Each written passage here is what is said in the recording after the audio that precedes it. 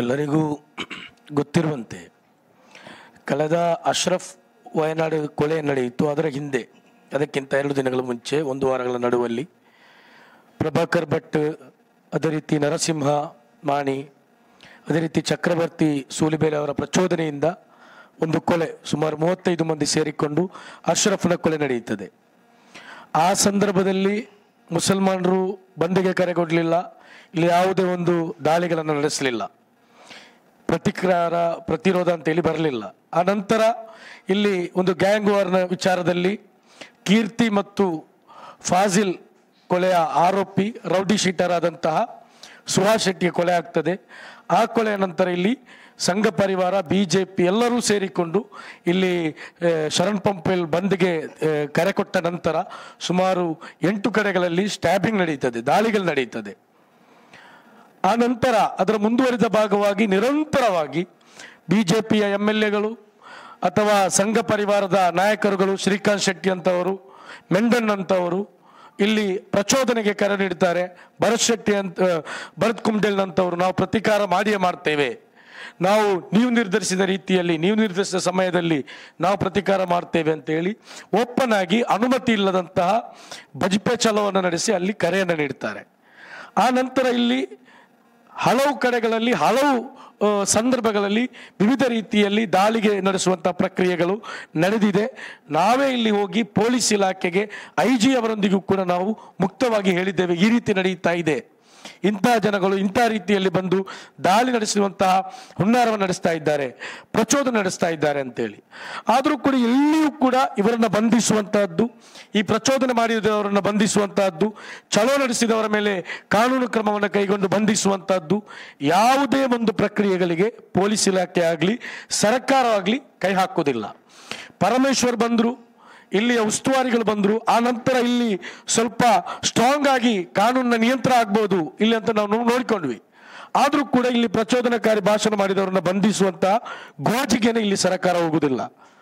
ಇದನ್ನ ಯಾವ ರೀತಿಯಲ್ಲಿ ತೆಗೆದುಕೊಳ್ಬೇಕಿತ್ತು ಆ ರೀತಿಯಲ್ಲಿ ಸರ್ಕಾರ ತೆಗೆದುಕೊಳ್ಳುವುದಿಲ್ಲ, ಪೊಲೀಸ್ ಇಲಾಖೆ ತೆಗೆದುಕೊಳ್ಳುವುದಿಲ್ಲ. ನಾವು IG ಹತ್ರ ಭೇಟಿ ಮಾಡಿ IG ಮುಕ್ತವಾಗಿ ಹೇಳಿದೆವು. ಏನಂತ ಹೇಳಿದ್ರೆ, ಈ ಒಂದು SP ವ್ಯಾಪ್ತಿಯಲ್ಲಿ ಕನಿಷ್ಠ ವ್ಯಾಪ್ತಿಯ ರೀತಿಯಲ್ಲಿ ಶಕ್ತವಾಗಿ ನಿಯಂತ್ರಣ ಆಗ್ತಾ ಇಲ್ಲ, ನಾಕಬಂದಿ ಆಗ್ತಾ ಇಲ್ಲ. ಹಲವಾರು ಕೊಲೆಗಳು ನಡೆದಂತಹ ಪ್ರದೇಶವಾಗಿದೆ ಈ ಬೀಸರೋಡ ಕೈಕಂಬ ಮತ್ತು ಪೊಳಲಿ ದ್ವಾರದ ನಡುವಿನ ಪ್ರದೇಶ.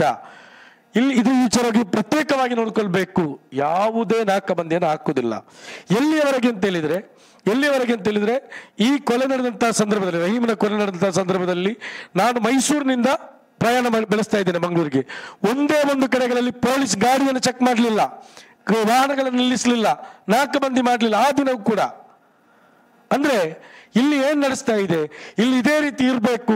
ಈ ರೀತಿ ಇದ್ರೇನೆ BJP ಅವರಿಗೆ ಇಲ್ಲಿ ರಾಜಕೀಯ ಮಾಡ್ಲಿಕ್ಕೆ ಆಗುವುದು, ಇಲ್ಲಿ ಅವರ ಅಧಿಕಾರವನ್ನ ನಿರಂತರವಾಗಿ MP MLAಗಳಿಗೆ ಗೆಲ್ಲಲಿಕ್ಕೆ ಆಗುವುದು. ಇದಕ್ಕೆ ಬೇಕಾದಂತಹ ರೂಟ್ ಅನ್ನು ಇಲ್ಲಿ ಪೊಲೀಸ್ ಇಲಾಖೆ ಮಾಡಿಕೊಡ್ತಾ ಇದೆಯಾ? ಈ ಪ್ರಶ್ನೆಗೆ ಉತ್ತರವನ್ನು ಕೊಡಬೇಕು. ಇಲ್ಲಿ ಒಬ್ಬ SP ಇದ್ದಾರೆ, ಇವರು ನಿಜವಾಗಿಯೂ ಕೂಡ ಅವರಿಂದ ಜವಾಬ್ದಾರಿಯನ್ನ ನಿಭಾಯಿಸುವುದರಲ್ಲಿ ಅವರು 100% ಇದ್ದಾರೆ ಅನ್ನೋದರ ಕುರಿತು ನಮಗೆ ಸಂಶಯ ಇದೆ. ಅಷ್ಟಕ್ಕೂ ಕೂಡ ಬೇಜವಾಬ್ದಾರಿತನವನ್ನ ಜಿಲ್ಲೆಯ SP ತೋರಿಸಿದ್ದಾರೆ. IG ಹೋಗಿ ಮಾತಾಡಿದ ನಂತರ ಇಲ್ಲಿ ಕೆಲವು ಏನು ಮುಸ್ಲಿಂ ಸಮುದಾಯದ ನಾಯಕರುಗಳು ಅಥವಾ ಕಾಂಗ್ರೆಸ್ನ ನಾಯಕರುಗಳು ಟೇಬಲ್ ತಟ್ಟಿದ ನಂತರ ಯಾಕೆ ಈ ವಿಚಾರಗಳಲ್ಲಿ ಇವರು ತೀಕ್ಷ್ಣವಾದಂತಹ ಕ್ರಿಯೆಗಳನ್ನು ನಡೆಸಲಿಲ್ಲ? ಯಾಕೆ ಇಲ್ಲಿ ಒಂದು ಜೀವ ಹೋಗಬಾರ್ದು ಅನ್ನುವ ರೀತಿಯಲ್ಲಿ ಪೊಲೀಸ್ ಇಲಾಖೆ ಕೆಲಸವನ್ನು ಮಾಡಲಿಲ್ಲ, ಸರ್ಕಾರ ಇಲ್ಲಿ ಕೆಲಸವನ್ನು ಮಾಡಲಿಲ್ಲ? ಒಂದು ಜೀವ ಹೋಗ್ಲಿ, ಆ ನಂತರ ಇಲ್ಲಿ ಕೂಲಾಗುತ್ತೆ ಅನ್ನುವಂತ ಮನಸ್ಥಿತಿಗೆ ಇಲ್ಲಿ ಪೊಲೀಸ್ ಇಲಾಖೆ ಬಂತ? ಅಂತ ಒಂದು ಮಾನಸಿಕತೆ ಪೊಲೀಸ್ ಇಲಾಖೆಯಲ್ಲಿ ಇತ್ತ ಅಥವಾ ಅಂತ ಒಂದು ನಿರ್ದೇಶನ ಸರ್ಕಾರದಿಂದ ಇತ್ತ? ಯಾವುದು? ಎಷ್ಟು ಬಾಲಿಶತನದಿಂದ ಕೂಡಿದೆ ಅಂತ ಹೇಳಿದ್ರೆ, ಅಶ್ರಫ್ ಕೊಲೆ ಆದಾಗ ಪರಮೇಶ್ವರ್ ಹೇಳ್ತಾರೆ ಅವರು ಜಿಂದಾಬಾದ್ ಕೂಗಿದಕ್ಕಾಗಿ ಕೊಲೆ ಆಗಿದ್ದು ಅಂತೇಳಿ. ನಿನ್ನೆ ಉಸ್ತುವಾರಿ ಮಾಧ್ಯಮದ ಮುಂದೆ ಹೇಳ್ತಾರೆ ಹಳೆ ವೈಷಮ್ಯದಿಂದ ಕೂಡಿದಂತ ಕೊಲೆ ಅಂತ ಹೇಳಿ. ಏನು RSS ಸಂಘ ಪರಿವಾರದ IT ಸೆಲ್ ಅಲ್ಲಿ ಬರುವಂತಹ ಪೋಸ್ಟರ್ಗಳನ್ನು ಇಟ್ಟ ಒಂದು ಉಸ್ತುವಾರಿಗಳು ಪ್ರತಿಕ್ರಿಯೆ ನೀಡುವುದು? ಏನು ಮುಸಲ್ಮಾನರ ಜೀವಕ್ಕೆ ಇಲ್ಲಿ ಬೆಲೆ ಇಲ್ವಾ? ಇಲ್ಲಿ ಬಂದು ಇವರು ಧಾರ್ಮಿಕ ಕ್ಷೇತ್ರಗಳಲ್ಲಿ ಕಾರ್ಯಕ್ರಮ ಆಗುವಾಗ ಇವರಿಗೆ ಬೇಕಾದಾಗ ಬರ್ಲಿಕ್ಕೆ ಆಗ್ತದೆ, ಮುಖ್ಯಮಂತ್ರಿಗಳಿಗೆ ಭೇಟಿ ನೀಡಲಿಕ್ಕೆ ಆಗ್ತದೆ, DCM ಅವರಿಗೆ ಭೇಟಿ ನೀಡಲಿಕ್ಕೆ ಆಗ್ತದೆ. ಯಾಕೆ ಇಂಥ ಸಂದರ್ಭದಲ್ಲಿ ಈ ದಕ್ಷಿಣ ಕನ್ನಡ ಜಿಲ್ಲೆಗೆ ಭೇಟಿ ನೀಡಿ ಇಲ್ಲಿನ ಜನರ ಶಾಂತಿ ಮತ್ತು ಸೌಹಾರ್ದತೆಯ ಕುರಿತು ಇವರು ಆಲೋಚಿಸುವುದಿಲ್ಲ? ಯಾಕೆ ಈ ಒಂದು ಸುಹಾಸ್ ಶೆಟ್ಟಿಯ ಕೊಲೆ ಆದ್ಮೇಲೆ ನಾವು ಕೊಲೆ ಮಾಡ್ತೇವೆ, ಪ್ರತಿಕಾರ ಮಾಡ್ತೇವೆ ಅಂತೇಳಿ RSS ಬಿಜೆಪಿ ಹೇಳುವಾಗ ಇದನ್ನು ಚಾಲೆಂಜ್ ಆಗಿ ತಗೊಳ್ಳಿಲ್ಲ? ನಾವು ದುರ್ಬಲರನ್ನ ಕೊಲೆ ಮಾಡುದಿಲ್ಲ ಅಂತೇಳಿ ಬಿರುವಲ್ಲದಂತಹ ಮುಸಲ್ಮಾನರೇ ಒಂದು 10% ಒಂದು ಊರಲ್ಲಿ ಒಬ್ಬ ಶ್ರಮಜೀವಿಯನ್ನ ಏನು ಹೊಯ್ಗೆ ಹಾಕ್ಲಿಕ್ಕೆ ಕರೆದು ಅಲ್ಲಿ 50-20 ಮಂದಿ ಸೇರಿಕೊಳ್ಳುವುದ ಇವರ ವೀರತ್ವ? ಇದೇ ಇವರ ವೀರತ್ವ? ನಾಚಿಕೆ ಆಗುದಿಲ್ವಾ ಇದನ್ನೆಲ್ಲ ಹೇಳಿಕೆ? ಈ ವೀರತ್ವವನ್ನ ಶರಣ್ ಪಂಪಲ್ ಅಂತವರು ಇಲ್ಲಿ ವೇದಿಕೆಯಲ್ಲಿ ಹತ್ತಿ ಹೇಳುವಂತಹದ್ದು. ಫಾಸಿಲ್ ಕೊಲೆ ಆದಾಗಲೂ ಕೂಡ ಹೇಳಿದ್ರಲ್ಲ, ಫಾಸಿಲ್ ಕೊಲೆ ಆದಾಗ ಹೇಳಿದ್ರಲ್ಲ, ನಾವೆಲ್ಲರೂ ನಿಂತಾಗ ಬಂದು ಕೊಲೆ ಮಾಡಿದ್ದು ಅಂತೇಳಿ, ಒಬ್ಬ ಅಮಾಯಕರನ್ನ ಕೊಲೆ ಮಾಡಿ. ಇವತ್ತು ಯಾರು ಇಲ್ಲದಲ್ಲಿಗೆ ಕರೆದಾಗಿದೆ ಇವರು ಕೊಲೆ ಮಾಡಿದ್ದು. ಇದಕ್ಕೆ ವೀರತ್ವ ಅಂತ ಹೇಳುವುದಿಲ್ಲ. ಈ ರೀತಿಯಾಗಿ ಕೊಲೆ ಮಾಡಿ ಈ ರೀತಿಯಾದಂತಹ ಇದುವರೆಗೂ ಕೂಡ ಈ ವಿಚಾರದಲ್ಲಿ ಮುಖ್ಯಮಂತ್ರಿ ಯಾಕೆ ನೀಡಲಿಲ್ಲ? ಯಾಕೆ DGP ಅವರು ಇಲ್ಲಿಗೆ ಬರಲಿಲ್ಲ, ಭೇಟಿ ನೀಡಲಿಲ್ಲ ದಕ್ಷಿಣ ಕನ್ನಡ ಜಿಲ್ಲೆಗೆ? ಕಳೆದ 3 ಮರ್ಡರ್ಗಳಾಯ್ತಲ್ಲ, ಯಾಕೆ ಭೇಟಿ ನೀಡಿ ಇದುವರೆಗೆ ಮೀಟಿಂಗ್ ಕರೆಯಲಿಲ್ಲ? ಇಲ್ಲಿ ಒಂದು ಕೊಲೆ ನಡೆದಾಗ ಅದರ ವಿಚಾರಕ್ಕೇನೆ ಬರದಂತ ಪ್ರಚೋದನೆ ಕೂಡ ಮಾಡದಂತ ನಮ್ಮ ಪಕ್ಷದ ರಾಜ್ಯ ಕಾರ್ಯದರ್ಶಿಗಳನ್ನು ಮತ್ತು ನಮ್ಮ ಜಿಲ್ಲಾ ನಾಯಕ ಇಕ್ಬಾಲ್ ಬೆಲ್ಲಾರೆ ಅವರನ್ನ ಇಲ್ಲಿ ಅರೆಸ್ಟ್ ಮಾಡಿದ್ರಲ್ಲ, ಸಿಲುಕಿಸಿ ಹಾಕಿದ್ರಲ್ಲ, UAP ಹಾಕಿ ಜೈಲಲ್ಲಿ ಹಾಕಿದ್ದಾರಲ್ಲ. ಯಾಕೆ ಇಂಥ ಕೊಲೆಗಳು ಇಲ್ಲಿ ಪ್ರಚೋದನೆ ಆಗಿದೆ, ನಾವು ಕೊಲೆ ಮಾಡ್ತೇವೆ ಅಂತೇಳಿ ಓಪನ್ ಆಗಿ ಹೇಳಿಯೂ ಕೂಡ ಅಂತವರನ್ನ ಅರೆಸ್ಟ್ ಮಾಡುವಂತಹ ಕೆಲಸಕ್ಕೆ ಇವರು ಹೋಗ್ತಾ ಇಲ್ಲ? ಅಂದ್ರೆ ಇಲ್ಲಿ ಮುಸಲ್ಮಾನರಿಗೆ ಒಂದು ನೀತಿ, ಇಲ್ಲಿ ಸಂಘ ಪರಿವಾರಕ್ಕೊಂದು ನೀತಿಯಾ? ದಕ್ಷಿಣ ಕನ್ನಡ ಜಿಲ್ಲೆಯಲ್ಲಿ ಮುಸ್ಲಿಂ ಶಾಸಕರ ವಿಚಾರವನ್ನು ಮಾತಾಡಿ ಪ್ರಯೋಜನ ಇಲ್ಲ. ಇದುವರೆಗೆ ಒಂದು ಹೇಳಿಕೆಯನ್ನು ಇವರು ಕೊಡ್ಲಿಕ್ಕೆ ತಯಾರಿಲ್ಲ. ಸ್ಪೀಕರ್ ಅವರು ಇಲ್ಲಿ ವಿದೇಶದಲ್ಲಿದ್ದರೂ ಕೂಡ ಒಂದು ಖಂಡನೆಯನ್ನು ಮಾಡಿ ಸುಮ್ಮನೆ ಕೂತಿದ್ದಾರೆ. ಈ ಮುಸ್ಲಿಂ ಸಮುದಾಯ ಇವತ್ತು ಎಚ್ಚರಗೊಂಡಿದೆ, ಪ್ರಬುದ್ಧಗೊಂಡಿದೆ. ನಾವೆಲ್ಲರೂ ಕೂಡ ಒಟ್ಟಾಗಿ ಈ ವಿಚಾರವನ್ನ ನಮ್ಮ ಮುಸ್ಲಿಂ ಸಮುದಾಯದ ಸ್ವಾಭಿಮಾನದ ವಿಚಾರವಾಗಿ ತೆಗೆದುಕೊಂಡು ನಾವು ಈ ವಿಚಾರವನ್ನು ನಾವು ಎದುರಿಸ್ತಾ ಇದ್ದೇವೆ. ಒಟ್ಟಾಗಿ ನಾವು ಕೊಂಡು ಹೋಗ್ತೇವೆ, ಈ ಮುಸ್ಲಿಂ ಸಮುದಾಯವನ್ನು ಒಟ್ಟಾಗಿ ತೆಗೆದುಕೊಂಡು ಹೋಗ್ತೇವೆ ಈ ವಿಚಾರದಲ್ಲಿ. ಯಾಕಂತ ಹೇಳಿದ್ರೆ ಇಲ್ಲಿ ನಮ್ಗೆ ಬೇಕಾದದ್ದು ಇಲ್ಲಿ ಶಾಂತಿ ಮತ್ತು ಸೌಹಾರ್ದ. ಇದನ್ನ ಕೆಡಿಸುವವರ ಕೈಯನ್ನ ಇಲ್ಲಿನ ವ್ಯವಸ್ಥೆ, ಕಾನೂನು ವ್ಯವಸ್ಥೆ ಇಲ್ಲಿ ತಡೆಯಬೇಕು. ಅದು ಬಿಟ್ಟು ಇವರನ್ನ ಬೇಕಾಬಿಟ್ಟಿಯಾಗಿ ಬಿಟ್ಟು ಒಮ್ಮೆ ನಾಟಕೀಯವಾಗಿ ಒಬ್ಬನ ಅರೆಸ್ಟ್ ಮಾಡುದು, ಪೊಲೀಸ್ ಅರೆಸ್ಟ್ ಮಾಡಿಕೊಂಡು ಹೋಗುವಾಗ ಶರಣ್ ಪಂಪಲ್ ಇಕ್ಬಾಲ್ ಕೊಲೆ ಪ್ರಕರಣದ ಆರೋಪಿ, ಹಲವಾರು ಕೊಲೆಗಳಿಗೆ ಪ್ರಚೋದನೆ ನೀಡಿದಂತ ವ್ಯಕ್ತಿ, ಈ ವ್ಯಕ್ತಿಯನ್ನ ಮೆಡಿಕಲ್ ಮಾಡ್ಲಿಕ್ಕೆ ಹೋಗುವಾಗ ಅಲ್ಲಿ ಯಾಕೆ ರೌಟಿಗಳನ್ನ ಪೊಲೀಸ್ ಇರುವಾಗಲೇ ಅವರು ಕೂಡ ಹಿಂದೆ ಹೋಗುದು, 1 ಗಂಟೆ ಒಳಗಡೆ ಆತನಿಗೆ ಜಾಮೀನು ದೊರಕುವುದು. ಅಂದ್ರೆ ಕರೆಯುವಾಗಲೇ ಹೇಳಿರ್ತಾರ, ನೀವು ಬನ್ನಿ ನಾವು ನಿಮ್ಮನ್ನು 1 ಗಂಟೆಯಲ್ಲಿ ಬಿಡ್ತೇವೆ ಅಂತೇಳಿ. 1-2 ದಿನ ಬಂಧಿಸುವಂತ ಕೇಸನ್ನು ಹಾಕ್ಲಿಕ್ಕೆ ಸಾಧ್ಯ ಇಲ್ಲದಂತ ಪೊಲೀಸ್ ಇಲಾಖೆ ಬಂಧಿಸುವಂತ ನಾಟಕವನ್ನು ಯಾಕೆ ಮಾಡುದು? ನೋಡುವ ನಮಗೆ ನಾಚಿಕೆ ಆಗ್ತಾ ಇದೆ. ಇದೇ ರೀತಿ ದಕ್ಷಿಣ ಕನ್ನಡ ಮುಂದೆ ಹೋದ್ರೆ ಈ ದೇಶದ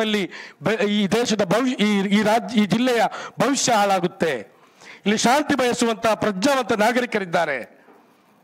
ಈ 2 ಕೊಲೆ, ಅಶ್ರಫ್ ಕೊಲೆ ಆದ ನಂತರ ಅಥವಾ ಈ ನಿನ್ನೆ ಕೊಲೆ ಆದ ನಂತರ ಆತನ ಮೃತ ಶರೀರವನ್ನು ತೆಗೆದುಕೊಂಡು ಹೋಗಿ ಅಂತ್ಯ ಸಂಸ್ಕಾರ ಆಗುವವರೆಗೆ ಮುಸ್ಲಿಂ ಸಮುದಾಯ ತುಂಬಾ ಸಂಯಮದಿಂದ, ತುಂಬಾ ಪ್ರಬುದ್ಧತೆಯಿಂದ, ಶಾಂತಿಯಿಂದ ಬದ್ಧತೆಯನ್ನು ತೋರಿಸಿದೆ. ಯಾವುದೇ ಅಹಿತಕರ ಘಟನೆಗೆ ಅವಕಾಶವನ್ನು ಮಾಡಿಕೊಡ್ಲಿಲ್ಲ. ನಿನ್ನೆ ಈ ವಿಚಾರವಾಗಿ ಒಂದು ಮಾಧ್ಯಮದಲ್ಲಿ ಒಂದು ಮುಸ್ತಾದ್, ಒಂದು ಮೌಲಾನಾ, ಮುಸ್ಲಿಂ ಧಾರ್ಮಿಕ ಗುರುಗಳು ಶಾಂತಿಯ ಸಂದೇಶವನ್ನು ನೀಡುವಾಗ ಕೆಳಗೆ ಒಬ್ಬ ಸಂಘ ಪರಿವಾರದವನು ಕಮೆಂಟ್ ಆಗ್ತಾ ಇದ್ದಾನೆ, ಇವರ ತಲೆಯನ್ನು ಪ್ರಥಮವಾಗಿ ತೆಗಿಬೇಕಂತೇಳಿ.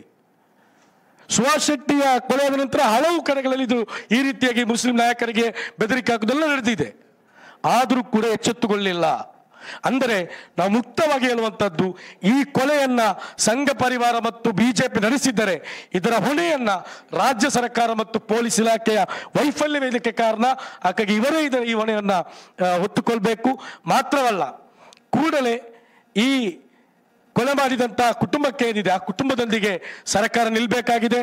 ಅವರಿಗೆ ನ್ಯಾಯವನ್ನು ಕೊಡಿಸಲಿಕ್ಕೆ ಇಲ್ಲಿರುವಂತಹ ಎಲ್ಲಾ ವ್ಯವಸ್ಥೆಗಳು ಒಟ್ಟುಗೂಡಬೇಕಾಗಿದೆ.